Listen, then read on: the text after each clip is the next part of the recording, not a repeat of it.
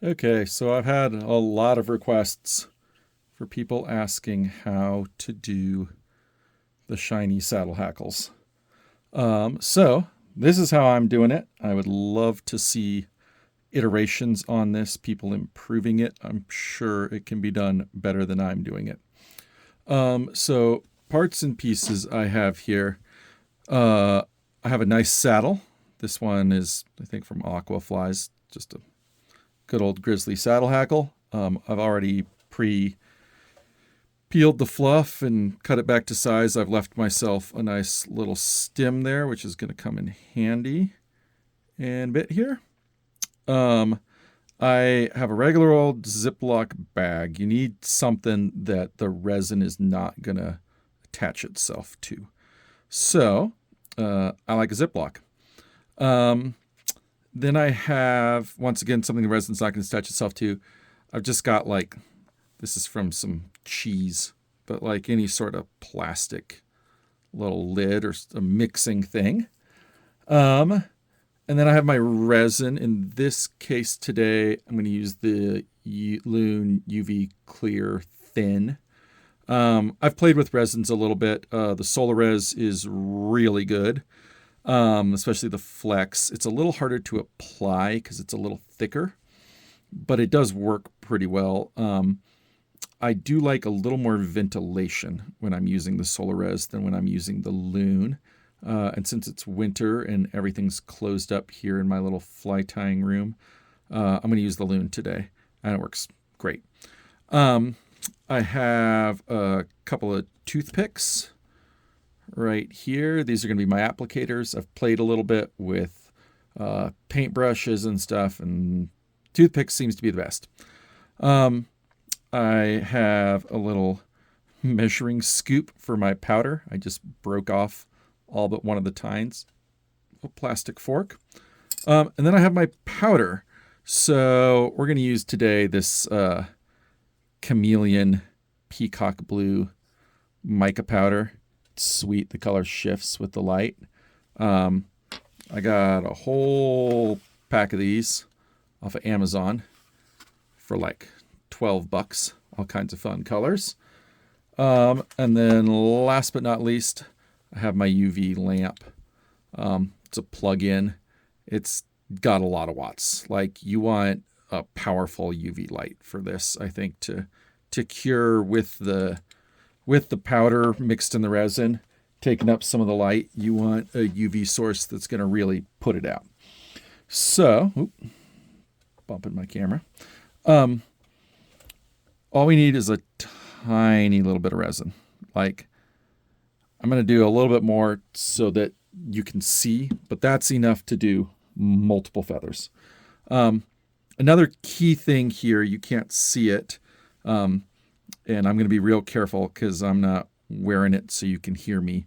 It is a really, really, really good idea to use some sort of breathing protection if you're using these mica powders. They're super, super fine.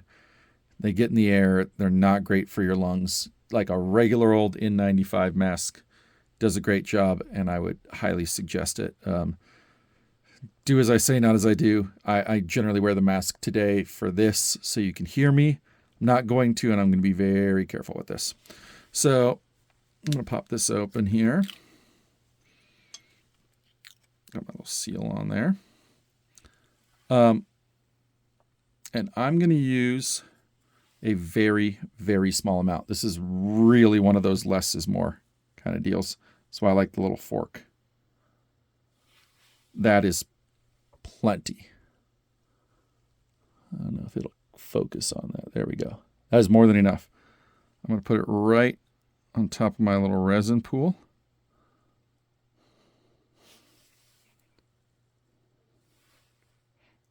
A little bit stuck to the fork, so I'll give it just a wee bit more. Close this back up.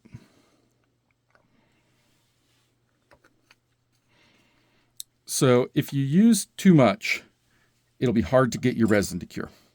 So once again, less is more. And I'm going to mix this.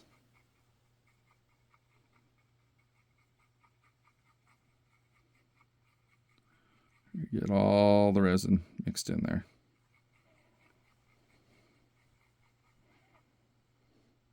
Nice and sticky like.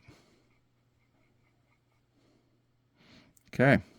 Hopefully you guys can see this. Now, what I'm going to do is I'm going to take, and this is going to be awkward here with the camera. Move this over. I'm going to take one finger and I'm going to hold this feather down flat so it can't lift up on me. I'm going to take a tiny little drop and I'm going to put it right on the stem. Little drops are good. I'll move my finger back so you can see that. You want to go right on the stem and you want to go small. I kind of experimented early on with sort of spreading this out. Let me do my other finger so you can see. We'll see how this works.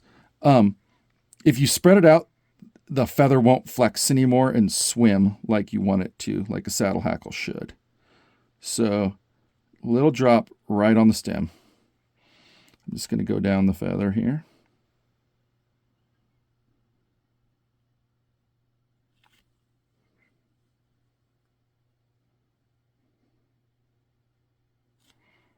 And you want sort of control over this feather. So I don't try and do the whole thing at once. I kind of do it in thirds. I'm going to move for a second this little resin pool out of the way so I don't accidentally hit it with my UV light. I'm going to come in with the light. I'm going to cure that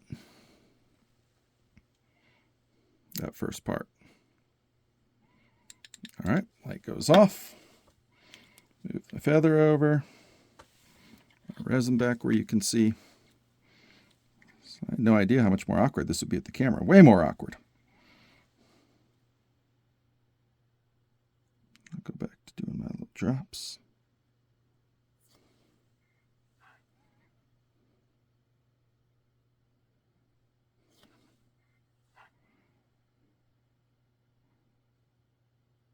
Now you see that feather starting to lift up.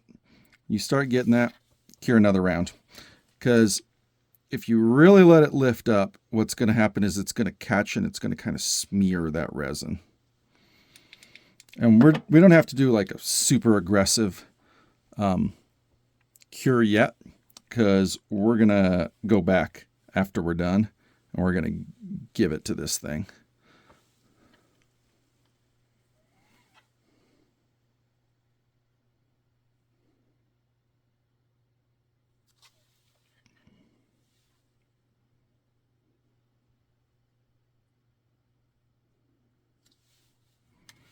Okay. Keep hitting it here. I'll do the very tip here.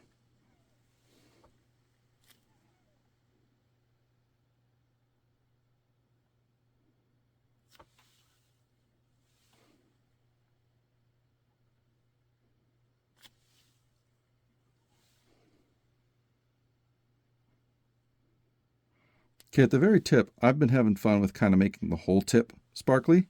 So I just grab it and I just smear down the whole kit and caboodle. You could do a contrasting color if you wanted. There's like options abound. Okay, now that I've got that going, what I'm going to do is I'm going to give this some real curing. So I'm just going to do some real nice slow passes back and forth. I can even put the light like right on it here. And I'm going to give it some real passes on this front side, right? So the shiny side of the feather. And then I'm going to turn it over here. Oops, sorry.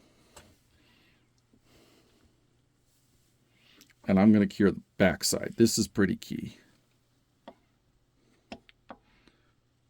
The nice thing about grizzly hackles is they're kind of translucent, so your light really does get back in there and really penetrate.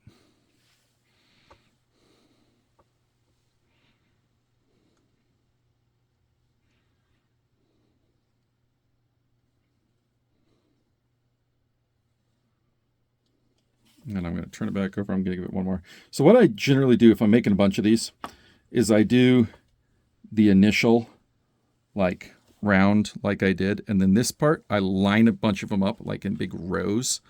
And I just like go down the row so I can super cure a bunch of them at a time, and it takes less time. Even better yet is if you have sunlight outside. Just take them outside, put them in full sun, which is how I do like final cure. I just stick them in a big old paper clip, one of those big black springy ones, and I stick them out in the sun for a little while. But this gets it. I don't know if you can see it or not. Hard to tell. Was it focusing? Maybe. This light isn't very good for seeing the shine.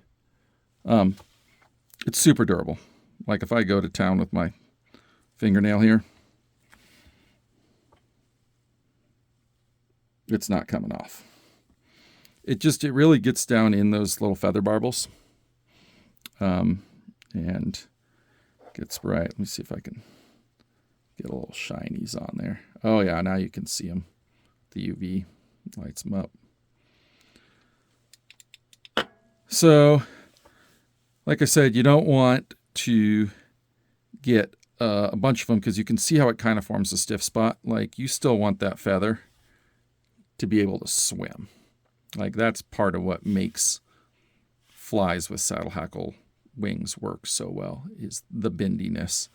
So if you get like wide into the little stripes here where these little barbels can't come apart and hinge, it's not going to swim.